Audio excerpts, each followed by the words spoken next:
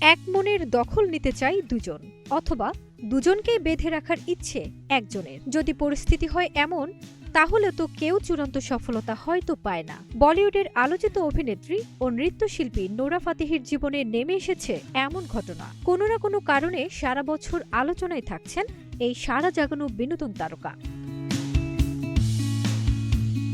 কিছুদিন ধরে ব্যক্তিগত জীবন আর রোম্যান্সের বিষয় নিয়ে ব্যস্ত দেখা যাচ্ছে নোরাকে। গত মাসের শেষের দিকে আশরাফ হাকিমি নামের মরক্কোর এক ফুটবলারের সঙ্গে তার প্রেমের সম্পর্কের বিষয়টি প্রকাশ্যে এসেছে। সেই খবরের রেশ কাটতে না কাটতেই পুরনো প্রেমের খবরটি আবারও সামনে এলো সম্প্রতি।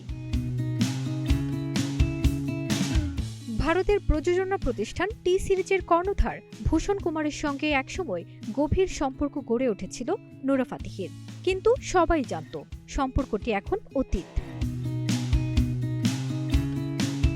2022 সালের ভূষণ ও নোরার একটি ভিডিওতে নোরা ইতিবাচক মন্তব্য করেছিলেন, যার কারণে সবাই ধরে নেয় তাদের গভীর সম্পর্কের বিষয়টি, যদিও কেউ বিষয়টি নিয়ে মুখ খোলেননি।